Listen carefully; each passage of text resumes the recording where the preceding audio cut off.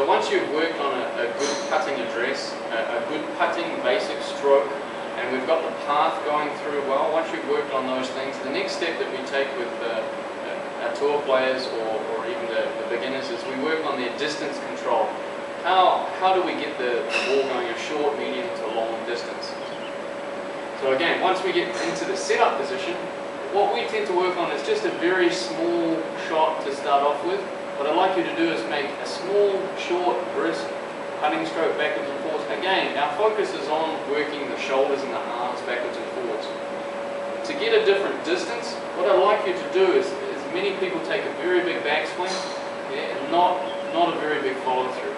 What I'd like you to concentrate on is just to start off with 3 golf balls, and we're going to actually change the distance back and through. We're going to keep the rhythm the same, and to be a good consistent distance putter, if you look at the best players on tour, their rhythm is very good. All they're tending to do is vary the length of the backswing. So that's what we're going to do. We're not going to do a very big backswing and a small one.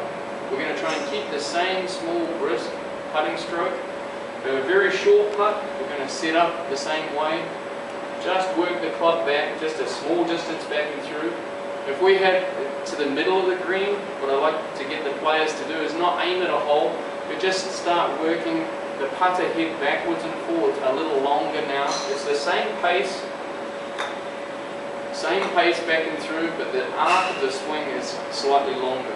Now, one important thing to note, once you start going for the golf hole, what I'd like you to do is try to make the putt. So in other words, I want you to try and hit it always at a speed where you're getting it to the hole, maybe 12 to 18 inches past the hole. If you're confident enough to make that type of putting stroke, you'll find that you'll take a lot of the break out of the holes, and you'll hold a lot more putts. Many of the amateur players that I play with in Pro-Ams, most of the time they'll tend to leave putts 80–90% short. So what I'd like you to do is practice on the putting green, varying the length of the arc, going backwards and forwards, and when the feel that I'd like you to get on the golf course and on the practice fairway is to try and make every putt.